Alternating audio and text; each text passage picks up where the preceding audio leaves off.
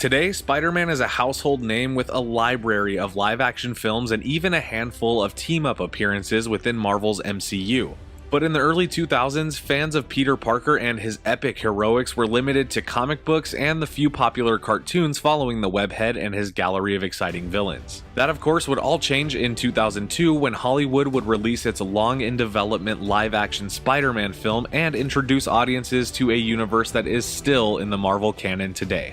With the excitement of fans of the ever-expanding web of wall-crawling characters swinging in and out of Marvel's many universes being at an all-time high, and being that this is the next movie on my list, today we're taking a retrospective look at Marvel's first big screen take on one of their most cherished and beloved properties, Spider-Man.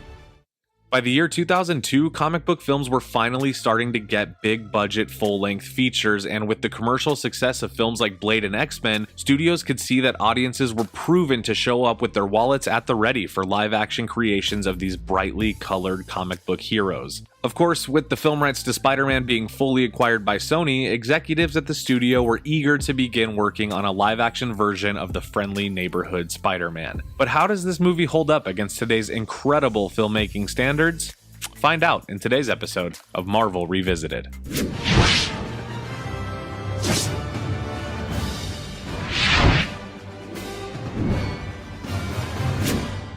Now, getting Spidey from the pages of the comics to the big screen was always expected to be a huge project that would require a filmmaker with experience in using special and visual effects. This is something that was less common in the early 2000s, as CGI and visual effects were much more unexplored territory in those days. Originally, the film rights were purchased by Canon Productions in 1985 for just $250,000, but by the year 1999, Sony had secured the rights to Spider-Man, and the future of Peter Parker in live action would be in their hands. Acclaimed director James Cameron was originally attached to the project as the film's director, and he planned for the part of the titular web-slinger to go to a young Leonardo DiCaprio. The original screenplay would feature much darker material and some highly unusual changes from Spider-Man's comic book origins, some of which made their way into the final version of the film years later. An example of this would be Peter's organic webbing, which comes directly from his wrists. This is something that was native to the films and had never really been explored in the comic books. We have a whole video covering the movie that could have been here on the channel, so make sure you check that out.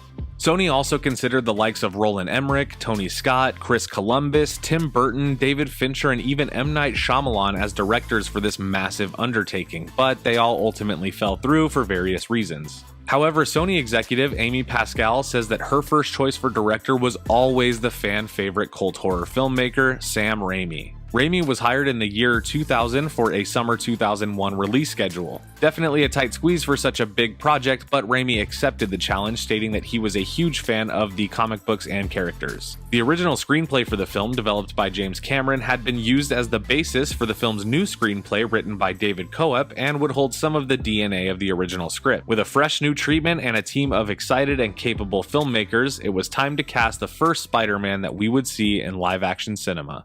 Today, fans of the original Raimi trilogy see Tobey Maguire as a completely relevant and important piece of Spider-Man's live-action legacy. Maguire wasn't Sony's first choice for the character, or their second, or their third. The studio originally considered many actors for the role of Spider-Man, including Freddie Prinze Jr., Leonardo DiCaprio, Wes Bentley, Heath Ledger, and even John Cusack.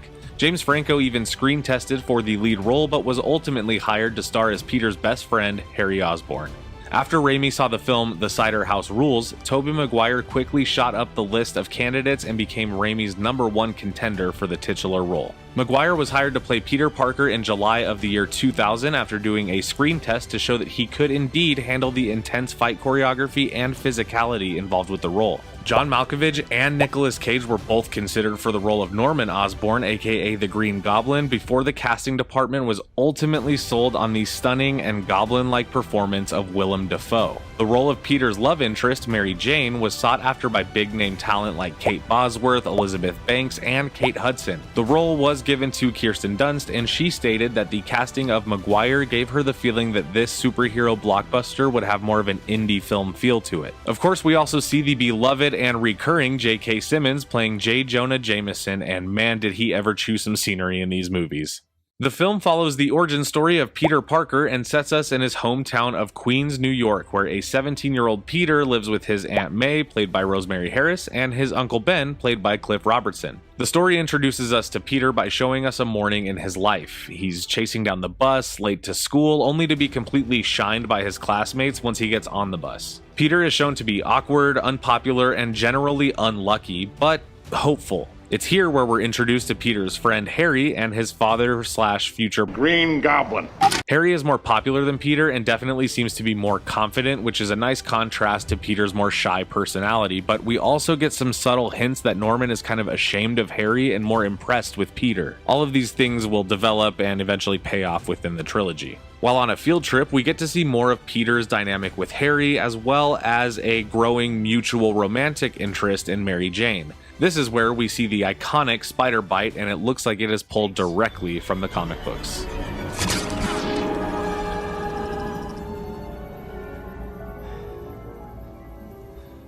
So now Peter's headed home and we get to meet Aunt May and Uncle Ben, who are discussing their financial issues as Peter walks in the door looking and feeling terrible. Peter heads straight to his room, and Raimi really makes it a point to show you how physically weak and sickly Peter is just before he passes out and as the spider bite begins to alter his DNA. We get kind of a visual explanation for how the bite mutates Peter's blood, and Sam Raimi really gets a chance to show off his horror style in this kind of nightmare sequence, which was originally supposed to be even longer in the James Cameron version of the movie. We then cut to Norman, who is using himself as the subject for an experiment in order to speed up the process of testing his enhancement vapor.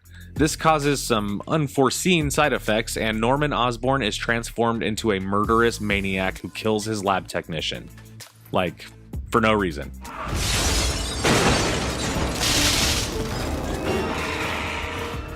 Peter wakes up to notice that he feels great. He no longer needs his glasses, and his body has physically transformed into peak physical condition.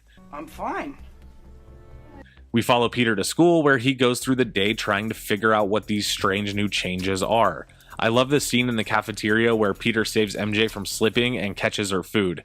They actually shot this for real and used adhesives on the tray to make everything stick when it landed. This, of course, is much easier to achieve now with CGI, but the practical effect used for this scene is just great and really holds up. However, Peter gets himself into trouble when his organic webs latch onto a vacant lunch tray, and Peter accidentally launches it straight into his bully, Flash Thompson, played by Joe Manganiello, setting a full-on fistfight into action. Peter's spider senses make him hyper-aware and help him from getting beat up by Flash, and the choreography in this scene is actually really fun, and definitely some interesting and immersive camera work here. I really like this. Peter leaves school to avoid answering for any of the strange and unexplainable abilities he's been demonstrating all day, and this is where Peter unlocks another one of his abilities, wall crawling.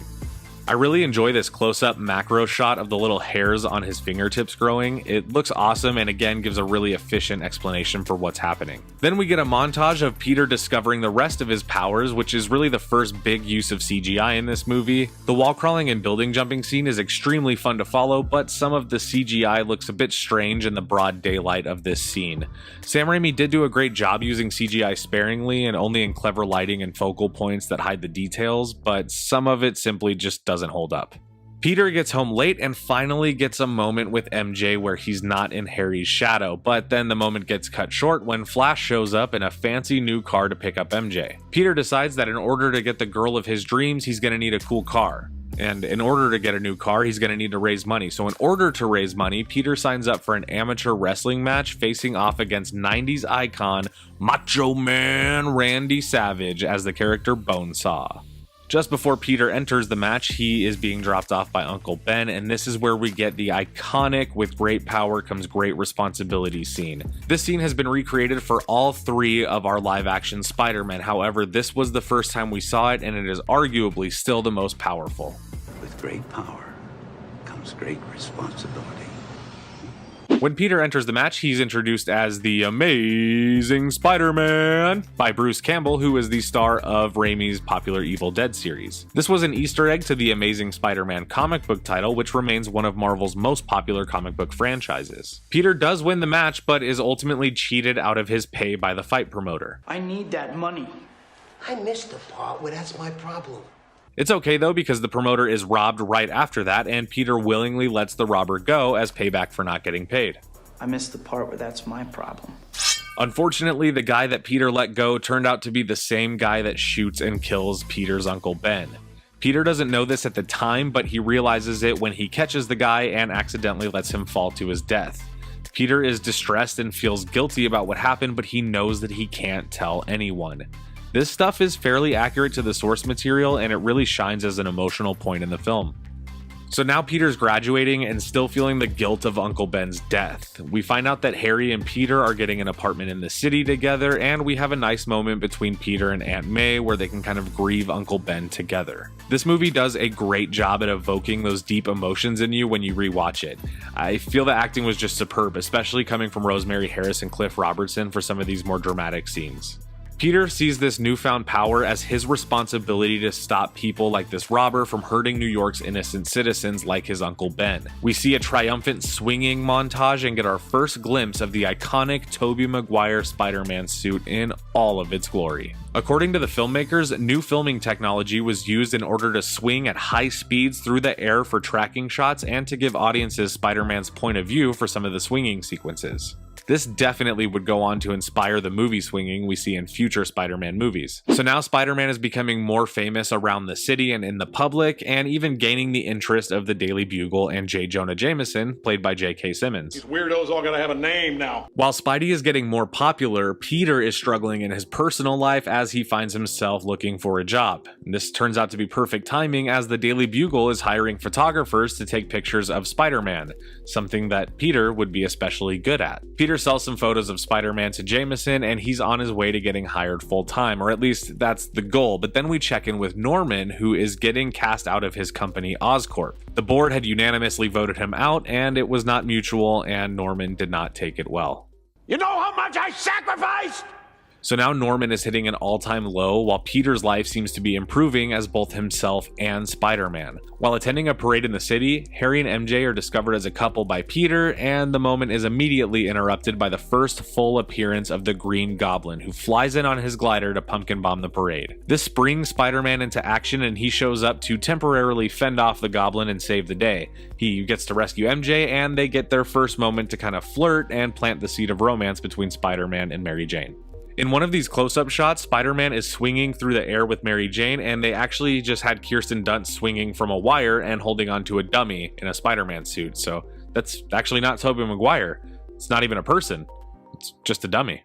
We get a chance at this point to really see Willem Dafoe chew some scenery in this movie. He gets a very interesting and spooky scene with himself, and it kind of establishes his character as sort of a Dr. Jekyll and Mr. Hyde situation. The acting is amazing, and the mirror shot was incredibly technical and difficult to achieve, so all around very impressive scene. So the Green Goblin seeks out Jameson to find out who Spider-Man's photographer is, but when Spider-Man himself shows up to save the day, he's gassed and temporarily paralyzed by the Green Goblin. So the Green Goblin offers Spider-Man a truce in order for his alliance. He tells Spider-Man that no matter what happens, the people of New York will eventually come to hate Spider-Man. Then the Goblin just leaves him there on the roof to think about his offer to team up. And at this point, the headlines are starting to tarnish the name of Spider-Man, and his reputation as the friendly neighborhood Spider-Man is being questioned by citizens of New York. He stinks, and I don't like him. So Peter goes to visit MJ and has to rescue her once again, and this is where we get the iconic rain kissing scene, and man is it interesting rewatching this after knowing how difficult it was to shoot. According to the crew, Tobey Maguire almost blacked out multiple times from the constant water from the rain flooding his nose while he was hanging upside down. It makes the whole thing seem less romantic, but I can definitely see why this scene is so iconic. So Spider-Man and Gobby meet again when the Goblin bombs an apartment block, trapping and killing a building full of innocent people. Spidey comes to the rescue and takes on the Green Goblin in some hand-to-hand combat. There's also a fun Easter egg here where the Green Goblin is wearing this kind of purple shawl blanket, and it reflects his comic book look a little bit more. Spider-Man ultimately declines the Green Goblin's offer to team up and then is wounded by one of the Green Goblin's pumpkin blades, which kind of becomes a smoking gun in the following scene when Norman joins Harry, MJ, Aunt May, and Peter for Thanksgiving and notices the cut on Peter's arm. How did you say that happened?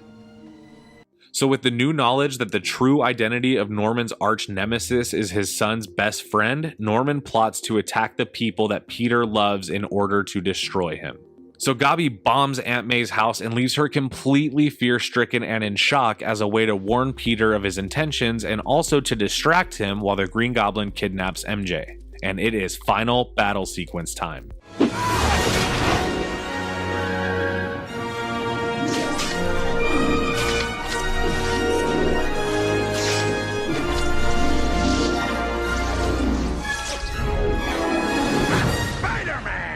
The Green Goblin has taken an entire tram of people hostage and has MJ in his possession. When Spider-Man arrives, he's given a choice from Norman. He can either save the car full of innocent people or save MJ, the love of his life.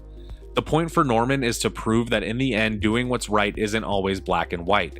Before he has to make such a difficult decision, Spider-Man is assisted by a group of angry New Yorkers on the bridge who start throwing debris at Green Goblin. You mess with one of us, you mess with all of us! Spider-Man is able to save both the tram and MJ by the skin of his teeth, and he brings her to safety before heading to face off with the Green Goblin. The final conflict is just a brutal hand-to-hand street fight between Peter and Norman. It's very aggressive as a fight scene, and it's probably my favorite fighting in this whole movie. So Goblin is beating the lights out of our hero until Spider-Man is able to make a comeback and subdue Norman. This is where Peter discovers that the Green Goblin's true identity is Norman Osborn, and Norman makes his final attempt to pander to Peter's soft side while also trying to stab him in the back with the blades of his glider. Literally stab him in the back. However, Peter's spider sense kicks in and he dodges the glider only to see it fatally injure Norman. This scene is intense and powerful even on its own. If you were to isolate it from the rest of the movie, this scene could still serve as a powerful piece of Spider-Man media. So our hero drops Norman's body off at his house, but then is caught by Harry, who now assumes that the mysterious masked Spider-Man from the headlines is his father's killer. And then we get to the final scene of the film, Norman's funeral. This scene captures a lot in the final minutes of the movie. It shows that Harry and Peter are going to have a weird and challenging relationship as Peter is secretly Spider-Man, who Harry blames for Norman's death. And then we get a truly bold choice from the writers to have Peter choose not to be with MJ in the end. This leaves the viewer truly not knowing what Spider-Man's future will be. Until...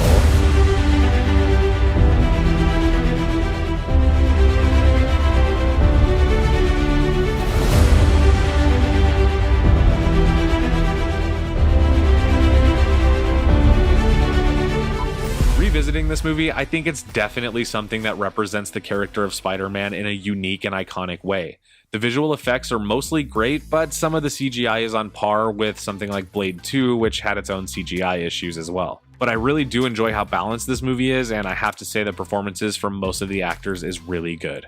The film was released in April of 2002, and audiences fell in love with this movie as proof by its $825 million worldwide box office debut off of just a $139 million budget. Critically, the movie has done well also, seeing a 90% on the tomato meter, if you care about that, and the movie would go on to ignite plans for immediate sequels in the mostly beloved Sam Raimi trilogy. Spider-Man 2 is a direct follow-up to the first film and picks up the story with Peter Parker still living in New York and moonlighting as Queen's web-spinning vigilante. The film develops Peter's personal life and storyline as well as Spider-Man's growth into popularity and infamy. Spidey's power and will to do good will be challenged when Peter's role model and mentor Dr. Otto Octavius turns evil and plots to destroy the city as Dr. Octopus. We see returning fan-favorite characters, callbacks to the previous movie, and of course some of that delicious Sam Raimi camp mixed with state-of-the-art technology. Originally titled The Amazing Spider-Man, the movie was given a chunky budget of $200 million and was originally set to feature a Dr. Octopus that was closer to Peter's age and have him as a secondary romantic interest for Mary Jane.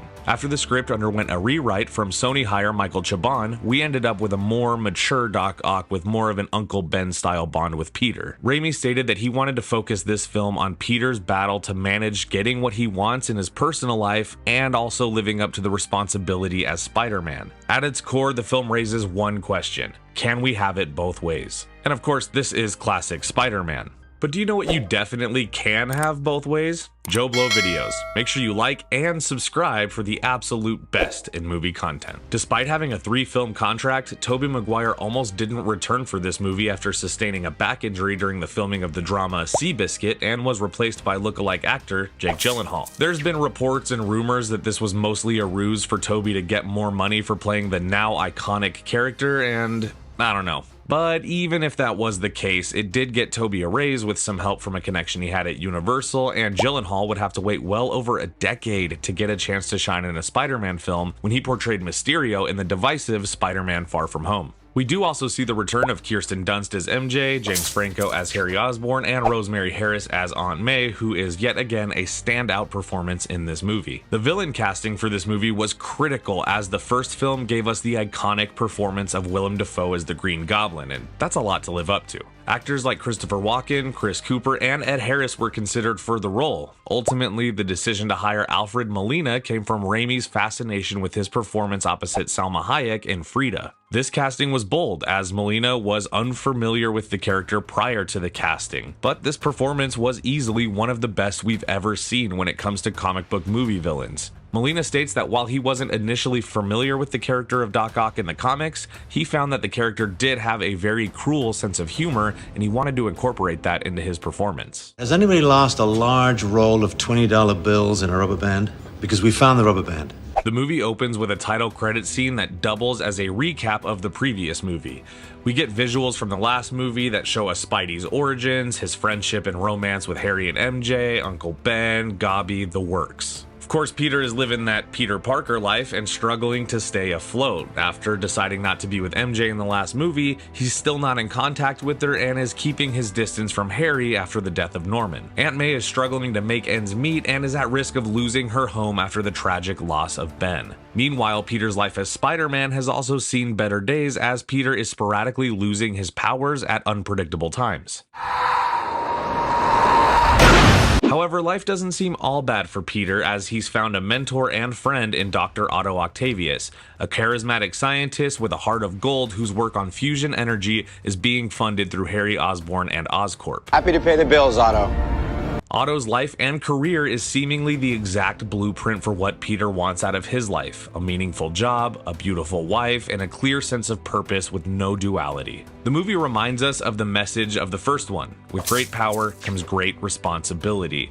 We see Peter's personal desires for a comfortable life conflict with his overwhelming responsibility to selflessly serve as a hero to those who need him. Otto represents what Peter wants personally. At first. After an accident during Otto's demonstration of his solar fusion technology, Otto is left permanently fused with his AI and mechanical tentacles he created, which allow him 4 extra limbs and a whole lot of loose screws. Doc Ock is now evil and on the warpath to finish the machine and generate the power of the sun to be controlled by him. We see the return of J. Jonah Jameson, played again by J.K. Simmons. This fan favorite character is back and wittier than ever in this movie, and I just can't help but grin every single time he pops up in these films. Speaking of Jonah, his son, an astronaut named John Jameson, became engaged to marry Jane, who Peter reluctantly broke things off with in Spider-Man 2002. This sends Peter into a spiral downward as he lost his powers and has chosen to give up the mantle of Spider-Man, giving us the most comic book accurate shot in this entire movie.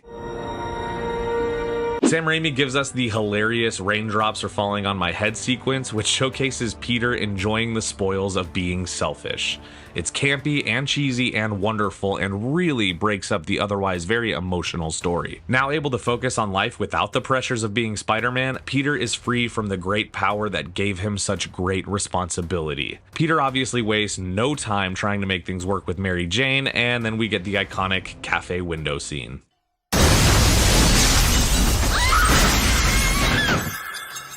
This scene was actually used as the first promotional shot that we saw for the new movie, and I still remember the teaser and seeing it in this epic slow motion shot with all the spectacle that fans were hoping to see. It was just so good. It was so good. And just like that, Spidey is back. So Pete realizes that the ones he loves will always be in danger as long as he's in their lives. Spider-Man battles it out with Dr. Octopus, and the train fight scene is yet another iconic moment from these movies that is insanely recognizable to audiences. They even ripped it off in Spider-Man Into the Spider-Verse, which I found hilarious.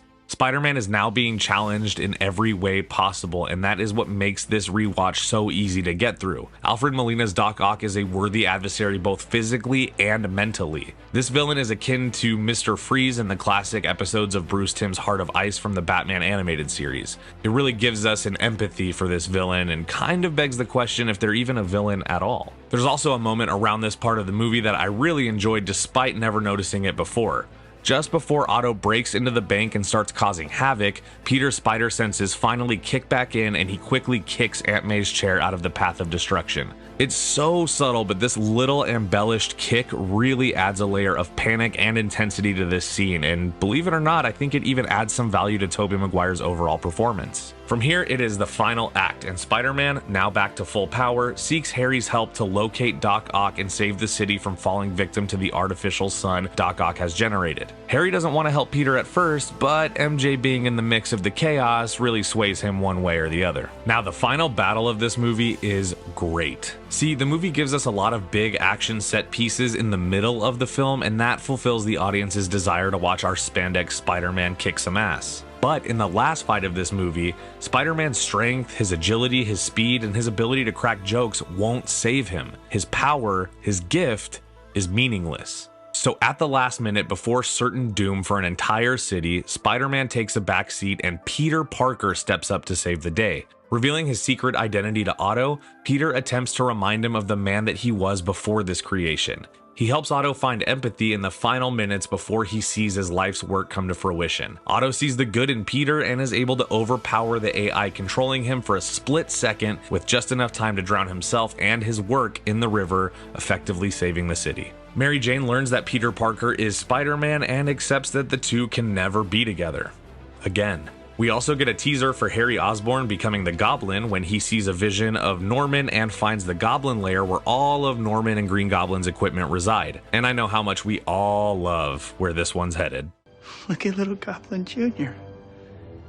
Gonna cry? Rewatching this movie makes it clear that Sam Raimi's vision for the character had scale, scope, and depth that makes these movies a staple in any film collection. As with the first film, the use of Spider-Cam technology allowed for creative photography during the filming and capturing impossible swinging shots throughout New York's urban landscape.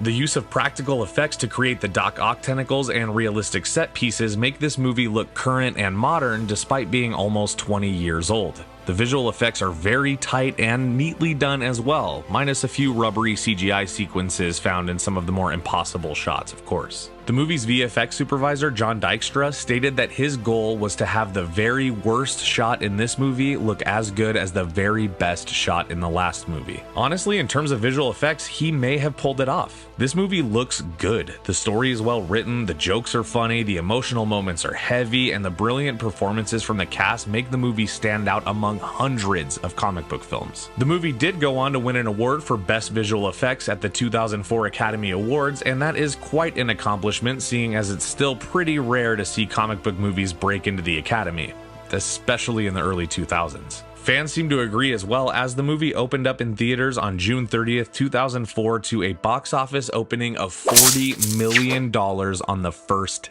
day. This was a record for the time, and the money just kept on rolling in until the film finished its lifetime box office with over $780 million in global ticket sales. Critically, the film was very well received and still holds a 93% on Rotten Tomatoes, if you care about that sort of thing, and many fans across the world consider this to be one of the best comic book movies ever made. And you know what? It's hard to disagree, honestly. Roger Ebert even said that this was the best superhero movie since the modern genre was launched with Superman 1978. The movie offers us a deeper understanding of Peter Parker while delivering higher stakes, more thrills, and cutting-edge cinematography. In revisiting it, there's even more excitement in the long-awaited and terribly kept secret of Tobey Maguire's return as Spidey in the Tom Holland and MCU-led Spider-Man No Way Home. Comparing to the previous Spider-Man film, which is a lot of fun to rewatch, this movie improves on every single element but never once loses touch with its message. I definitely recommend going back through this one if you have the time and you're in the mood for some entertaining and comics accurate Spider-Man stuff. This movie would go on to see a video game spin-off, plans for multiple sequels, and millions of dollars for the studio. But with great studio power comes great studio responsibility, and for Sony, that can mean anything from the beloved Spider-Man 2 to the not-so-beloved Morbius.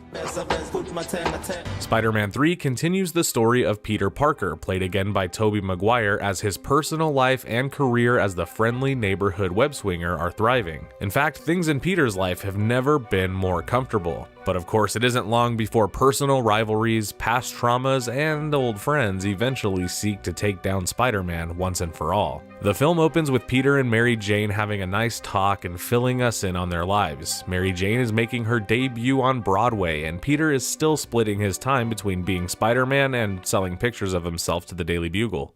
I want the public to see Spider-Man for the two-bit criminal he really is. He's a fake. He's full of stickum.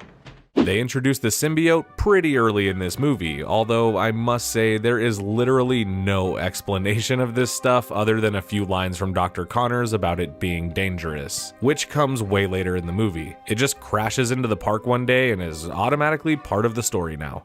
This could be dangerous. Peter, you didn't keep any, did you? So, Peter is thinking about proposing to MJ, and he goes to tell Aunt May, who is of course played again by the lovely Rosemary Harris. I love her in this movie. Well, she's giving Pete her wedding ring to give to MJ, and this moment is actually really sweet. I think it serves the story well, and it shows that the loss of Peter's Uncle Ben is still a raw wound, and neither Peter nor May have fully recovered. And we're gonna need that emotional anchor a little later. So just as things are starting to look up for Peter's future, he gets attacked by Harry, who is out for revenge because he still thinks that Peter killed his father. And this is maybe the only villain in this movie that doesn't need any further explaining. It's weak, but Harry inherited all of the technology from his father, so other than explaining how the he made a new glider when he could barely graduate high school, the trilogy had already began setting up his arc, so when the movie just throws him into full swing, it kinda works. Peter and Harry fight it out, and Peter almost loses the ring a couple times, but he's able to retrieve it just before clotheslining Harry 40 feet above the ground and almost killing him. Right now, he can't remember the accident or anything that happened to him recently.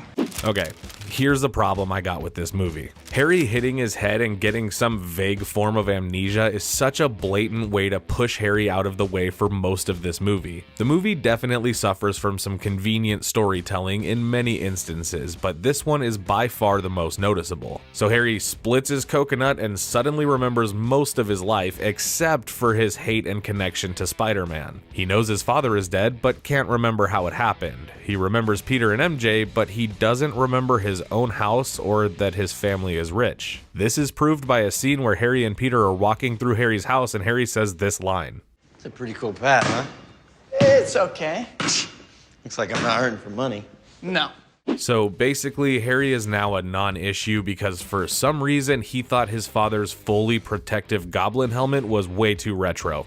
Nice one, Harry. So with Harry out of the way, the movie can focus on its other villain, Flint Marko, aka the Sandman, played by Thomas Hayden Church, and the way that this movie chose to introduce him is actually pretty good. We see Flint fresh off a prison break and retreating to his home. It's some good character building and it quickly makes us empathize with the character. We learn that Flint is a family man who's committing crimes for cash in order to help his sick daughter. It's completely easy to understand and sympathize with, and it's effective.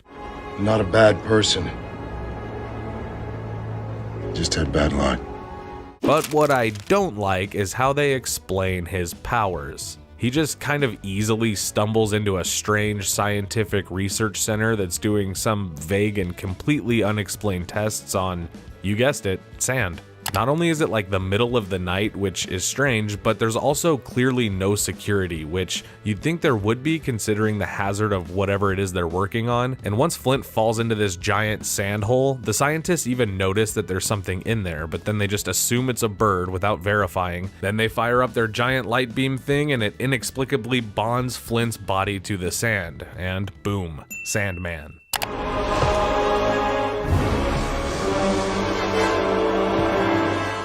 I dig the Sandman look and the special effects in this movie. Like, wow, it looks amazing. But that quick armchair explanation of how he got his abilities is absolute bullshit, so moving on. Now, the core struggle of this movie is Peter's identity crisis. Is he Peter Parker? Is he Spider-Man? Can he be both? These are questions that we're meant to ask, and this is kind of why this movie works overall. The scenes of Peter and Mary Jane talking about the future but constantly being on different pages is my favorite part of this entire movie. Peter's becoming very self-involved as Spider-Man, and so Peter's behavior begins to drive his loved ones away, with MJ not feeling like she has a place in Peter's life, and Aunt May learning that Flint Marko is the man who killed her husband and he's still on the loose. All of this is amplified, of course, by the reintroduction to the symbiote.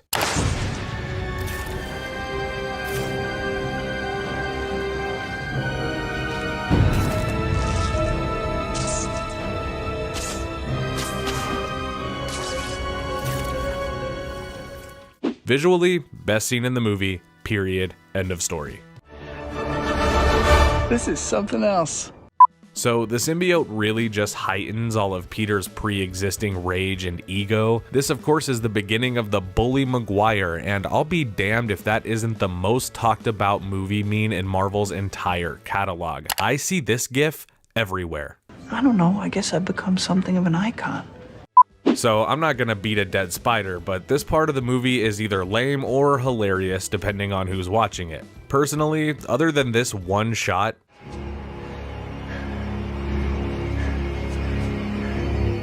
the rest of the stuff in this scene is not so bad in my opinion. I think the dancing is stupid, and every time I see it, my reaction is similar to these ladies right here. But it's otherwise interesting enough. I like that Peter's idea of a confident, cool guy is to act like a complete maniac and talk like a 1950s noir detective. Find us some shade. Long story short, the symbiote suit feels powerful and it makes Peter feel numb to his real feelings. And during this point, we also meet Eddie Brock, played by Topher Grace, and I feel like it's time for a hot take. Venom is not the problem with this movie. Listen, I know that Avi Arad had forced Raimi to shoehorn Venom into the movie for marketing and merchandising, and yes, I know that Sam Raimi wasn't interested in the character and had to find a way to make Venom serve the story, and yes, I know it doesn't work for everyone, but hear me out. I don't like Venom in this movie either. He was so clearly miscast, and Topher Grace is closer to being Peter Parker than Eddie Brock, but I think that's kind of the point. You're trash, Brock. Excuse me? Obviously, with the theme of the movie being duality and identity, Eddie Brock is introduced as the mirror opposite of Peter. He's confident in all the ways that Peter isn't, yet he lacks integrity in all the ways that Peter shines.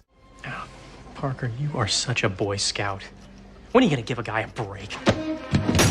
I hate that this wasn't saved for the fourth film where they could properly establish the character over the course of an entire movie with no other villains, and while I definitely don't enjoy what they did with Venom here, I don't think it makes the movie bad. I like being bad. It makes me happy. Also, can we take a minute to appreciate how f***ing perfect J.K. Simmons is as Jameson? It's so good. Anybody care about what I want? I do. Shut up. Get out.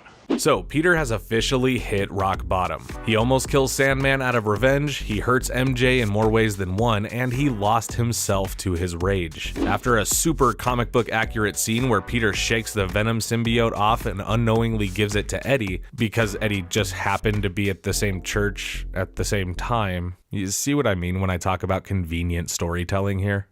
I never thought he'd really do that. See? Right there. You made a judgment call. So Harry quickly and, you guessed it, inexplicably gets his memories back, and briefly plots to destroy Peter's life. This could have been interesting to see if the movie allowed these scenes to be at the center of the story, but unfortunately for us, Harry sort of just disappears again after forcing MJ to break up with Peter, and he doesn't really pop up again until Peter needs his help to defeat Sandman and Venom. Look at little Goblin Jr. Gonna cry? So let's recap. Peter has gone from being on top of the world, to losing everything, to losing himself, to accidentally creating enemies as a result of his behavior. I want to kill the spider. You want to kill the spider. Together, he doesn't stand a chance. And those enemies, in classic Sam Raimi fashion, have kidnapped Mary Jane. So this can only mean one thing. It's final battle time. So let's look at what we got here. Flint Marko is trying to get Spidey out of the way so that he can commit his crimes and save his sick kid. Eddie now has the symbiote and wants to kill Peter out of jealousy and revenge for Peter humiliating him. And we have Spidey himself finally back to his full heroics and motivated to save MJ and right the wrongs he's created. But just like the filmmakers, we forgot all about Harry. Bump on the head, I'm as free as a bird. I love the way this final fight scene was handled for the most part. I love the intensity, the campiness, the comic booky display of villains' powers, and of course the epic cinematography. This is what saves the movie. This scene showcases Venom, which is good and bad. I enjoy the way it all ends with Eddie and the symbiote very much. And the Sandman stuff is so massive in scope and so well shot that it makes this entire battle feel like a roller coaster ride that you cannot get off of, and I am all about it. Ooh, my spider sense is tingling. If you know what I'm talking about. But just as the webhead is about to fail, Harry shows up to help him save the day. And it's fine. I appreciate the symbolism of Harry dying by his own glider to save Peter as opposed to his father who died the same way in an attempt to kill Peter, but honestly, I could have done without it. To me, the thing that takes up the most unnecessary space in this film is James Franco's Harry Osborn. There is nothing he does in this movie that I think is good.